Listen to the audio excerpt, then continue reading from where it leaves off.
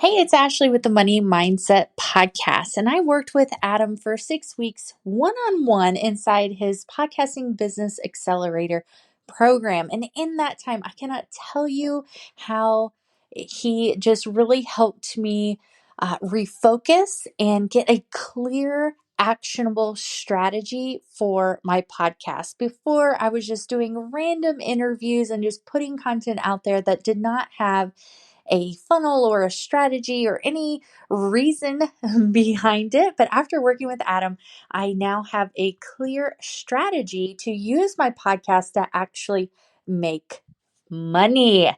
And that's what we all want, right? To make some extra money. Thanks, Adam. What's up, Pod Pals? It's your buddy Adam, and you're listening to Podcasting Business School.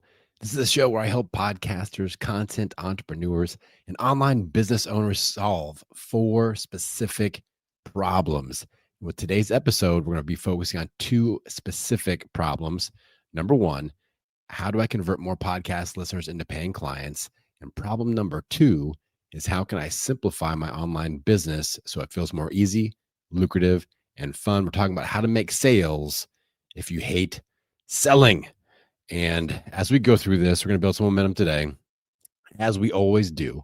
At the end of the session, if you're like, hey, I could use a little bit of help doing this, implementing these strategies, check out the link in the show notes. I'll have my group coaching options, my hybrid coaching options, the different ways you can work with me. There's 3 of them. And I'll also have my podcast profit potential discovery call link in there in case you want to chat about working together. So I don't know about you all, but I am just kind of done with a few specific things. One would be email funnels. One would be like cold DM strategies and sliding into the DMs and making sales. I'm done with the be everywhere on social media philosophy. I'm done with landing pages. I'm done with like these sales pages, lead magnets, email funnels, like all this stuff. As a consumer of content, again, I don't know about you guys. I certainly feel overly sold to, overly marketed to right now. So anytime I'm feeling that, I start thinking about like, how do you all feel? What am I putting out there? How am I treating you all? So if you've been in my world since the beginning of 2025, at least, you've seen me making some simplification and some changes to my content, to my business strategy. And I'm going to unpack that a little bit today. A few of the newer things that I'm using. I'm always wanting to simplify. So I feel like right now in the marketing world that we exist in, simple solutions are working. We all have our content heroes that we see, my girl Amy Porterfield, Russell Brunson, like all the big, like, create a thing, send emails, do this funnel. It works every time. I feel like it's not working every time for most of us. All right. And those people just came up in a different era than what we're in right now. And I feel like we need to have our own unique strategy for the marketing ecosystem that we exist in right now. Everybody's getting a million ads. Everybody's getting a million pitch emails. Everybody's getting all these DMs. Everybody's being sold to. So how do we stand out in that? I think one of the key solutions that I'm really leaning into is be known as a problem solver. And we're going to unpack that today. First, I'm going to tell you a little story about just something that really shifted my perspective earlier this year. I'm not going to mention this person's name, but I was connected to an individual. We created some content. There was a follow-up discussion, and they pitched me the idea of hiring them. And they said, hey, I will be able to help you really level up your prices, increase your revenue. And they made a really intriguing pitch and offer, and I accepted. And I bought the program for $12,000. So hopefully you see kind of where this is going. I got into it, and I mean, it was good. If you, at the end of the 2 or 3 months that I was in the program, if you had told me, hey, you did this first, what do you think the value was? Like, I would have paid $1,500, $2,000 for this, no problem, and felt like, okay, that was pretty good. But we're talking about way more than that. You know, 12,000 versus a $1,500, $2,000 perceived value that I got out of it.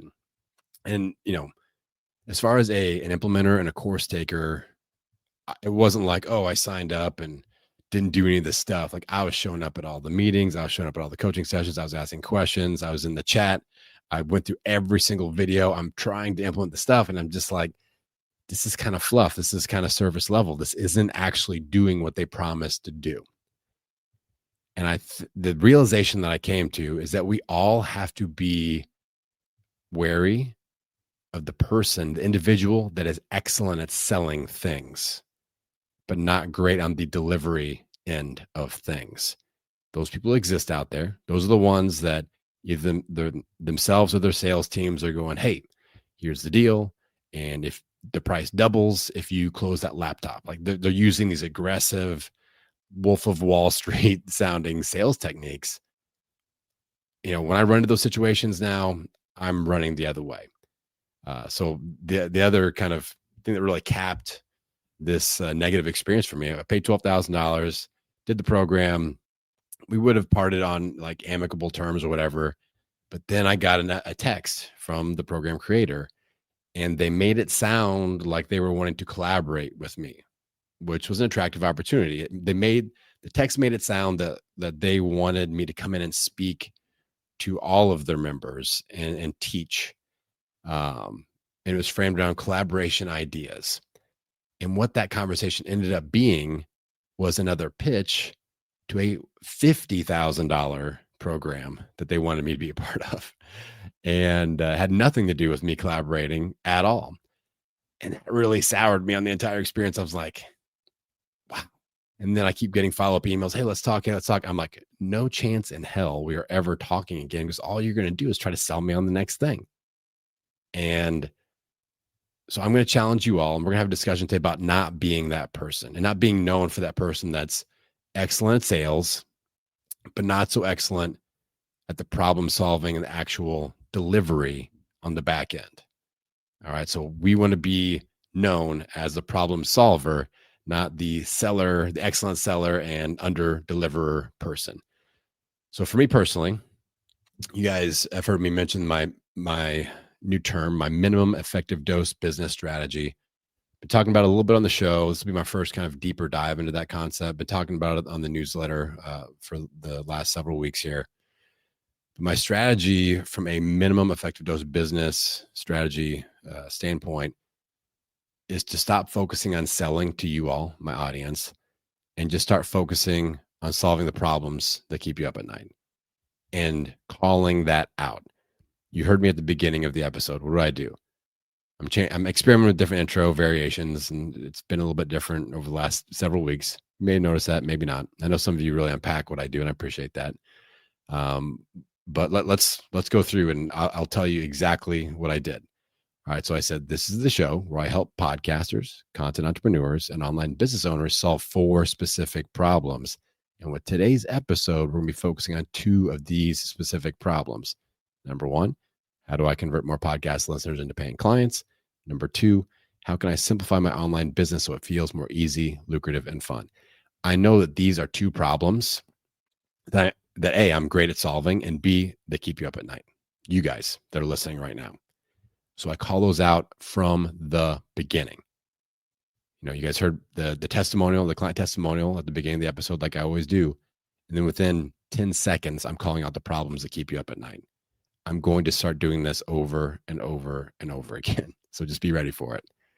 And I'll tell you which ones we're solving today with the free content. All right. So that is my strategy. Instead of saying, I've got this super duper course that I want you to check out, like I'm 99% committed to not doing campaigns and pitching programs and all this. I just want to pitch. I can help you if you have these problems.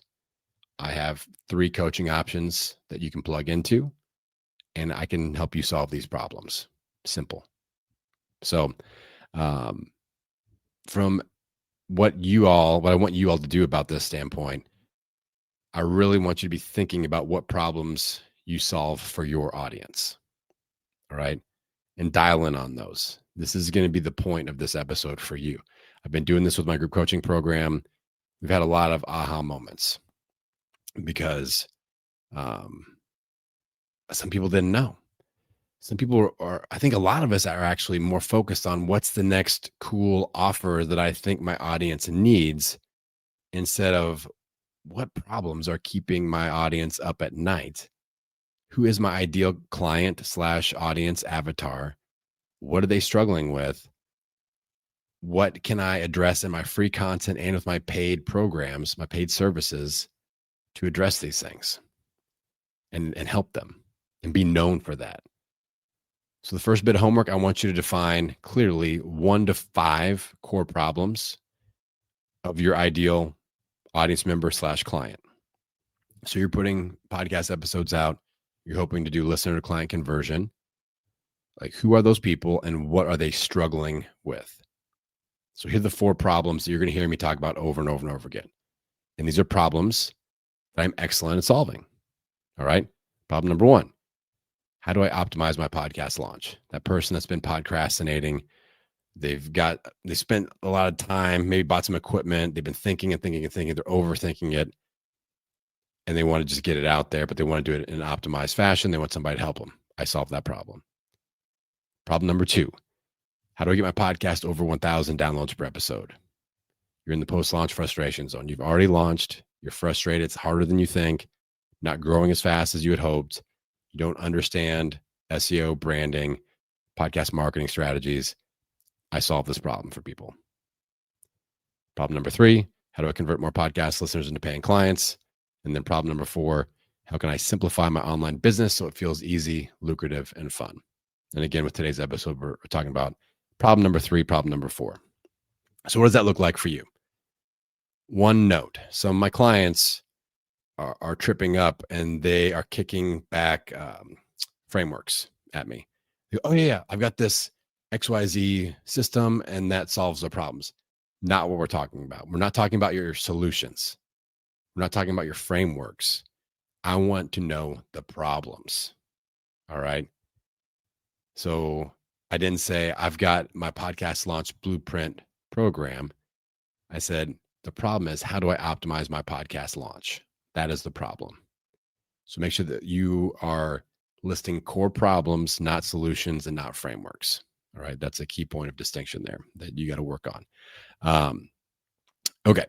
Now, the big question is, how do we put systems in place to raise awareness of the problems that we solve with our content and with our paid offers?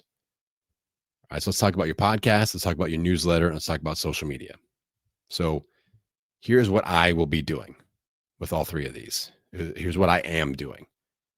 With the podcast, I'm doing an intro, mention of the problems, and which one we're focusing on with this episode. So sometimes I might mention all 4 problems. The other ones I might just mention, hey, and today we're talking about this and this, or just this one. But in the intro of my podcast episodes, I am baking in, I solve 4 problems. Today we're focusing on this specific one. All right. At the end, or at some point, probably at the end of the episode, it makes sense to have a call to action and refer to your services as a way to solve the problem faster. I will do that today. Get ready for it. You'll see it happen. You will experience this. So that's like, all right, we've built some momentum today. We've been talking about solving this specific problem. If you need help solving this problem, or if you just want to solve this problem faster, here's how we can do that. Book a discovery call, check out my offers. All right. So that's the strategy with my podcast. Strategy with my newsletter, very similar. Almost, it's pretty much exactly the same. All right. And remember, we're talking about different topics. So I'm going to be assessing different problems with the podcast and with the newsletter each week. If you guys aren't on my newsletter, link in the episode notes, you need to be on it. It's excellent.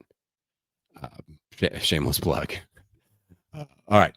So with the newsletter, I'm going to mention the problem or problems that I solve and which ones that I'm focusing on with that newsletter. All right, I solved these 4 problems. Today we're focusing on this one. At the end, I'm going to refer to my services as a way to solve the problem faster. All right, so you need some help with this. I want to solve this problem faster. Here's how we do that. Link to discovery call. Link to the offers. All right, we're going to have that CTA there. That's the podcast and that's the newsletter strategy. Pretty simple, right? Social media. I feel like we definitely overthink this. And we have to watch ourselves on social media, not just being like promotional all day, every day. I think we should raise offer awareness. I did a little 5-day offer awareness challenge inside of my group coaching program about a month ago, and it went really well. It was really cool. And it just encouraged people to like, let's be a little bit more promoty than like, we're all a little bit promotion tentative these days because the algorithm slams us. But I was like, let's find unique ways to mention the way that we help people and promote our offers a little bit. This is one of my favorites. I think you could do this every single day. All right. So this is my one time per day template for talking about the problem or problems that I solve once per day on social media. Here's a template. I love helping X solve the problem of Y. Here's a quick tip. Insert quick tip here. All right. I love helping X solve the problem of Y. Here's a quick tip. So this isn't going to be seen. This isn't going, I help so-and-so solve Y with this program. That's going to be seen by your followers and your algorithm of the platform as promotional. And I feel like this is more educational. We're calling out who we love to help, the problem we like to solve, and a quick tip to start solving that problem. Example, I love helping podcasters turn listeners into clients. Here's a quick tip. Ditch your normal podcast intro and replace it with a 30 to 60 second client testimonial. Done. That's a Threads post that went live. It's out there. All right. I can do this every day. I love helping X to solve Y. Here's a quick tip. You can do this on Instagram. You can do this as a video.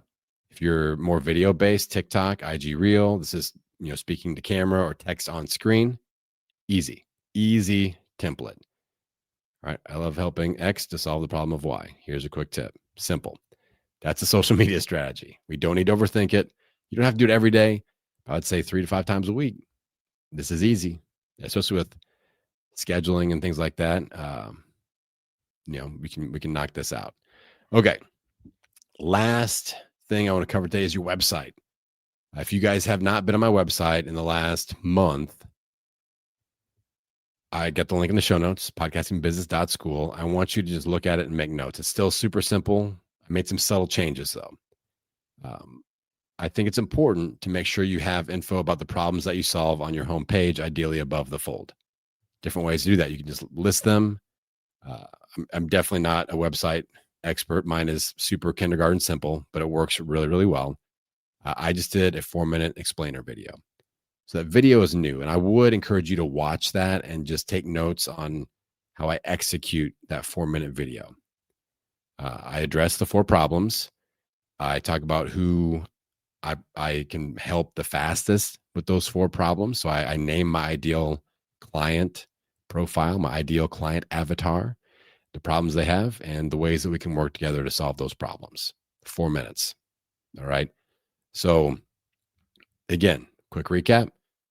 4 places that we need to be shining a light on the problems that we solve: the podcast, newsletter, social media, website. We can get this done. We can implement this. And this is a big, big part of my minimum effective dose business strategy. So, like I said earlier, here it comes, y'all. Here is the call to action. If you are somebody like me that is just looking to simplify, I was burning out a little bit. I was burning out trying to do all the stuff, all the funnels. And you got to take a course and you got to learn about all the funnels and how to new $2,000 course, how to slide into the DMs and sell via DMs. And then a new course, learn how to sell in the stories, and a new course, how to do all this other stuff. These giant 37 email funnels. I put up a post on Threads the other day. I was like, I put in quotes, I just love being a part of your 37 email funnel. Here's hoping that you sell me something that's $5,000 at the end of it, like a little fingers crossed emoji. And I quoted, no one said no one ever. I don't know about you all. I don't want to be in somebody's 37 email nurturing funnel. So I'm not going to do that to you. And that's what this whole minimum effective dose business strategy is all about. If you want to go down that rabbit hole and want to explore the concepts we talked about today, or get help with simplifying your online business so it feels more easy, lucrative, and fun, would love to have a chat. The discovery call link is in the show notes. I got my different coaching options on the main website. The link is in the show notes as well. So Pod Pals, that is it. Let's become known as problem solvers. If you're great at selling and a great problem solver, more power to you. That is not me. I'm great at the latter, the solving of problems, not great at the selling. So this strategy, since I've been implementing it, has made a huge difference on my listener client conversion already. My newsletter reader to client conversion, lots more discovery calls, and social media just feels a lot more effective to me. And that's important. I want to make sure that I'm spending my time wisely and being efficient with anything that I create content wise and anything that I do from a social media standpoint. So Pod Pals, that is it. And I'm going to send you out into the world wishing you health, happiness, and many downloads. We'll see you on the next episode. If you need a little bit of help with your podcast launch, growth, or monetization strategy, head on over to my website, www.podcastingbusiness.school, and get signed up for a free podcast profit potential discovery call. During this free 20-minute discovery call session, I'm going to analyze your podcasting brand and tell you where I think you're missing on an opportunity for profits. Next, I'm going to tell you exactly what I suggest that you do as your next step. If I've got an offer that would help you accelerate the process, we can discuss working together as well. So head on over to my website, www.podcastingbusiness.school, and click on the Discovery Call button to schedule your free Podcast Profit Potential Discovery Call.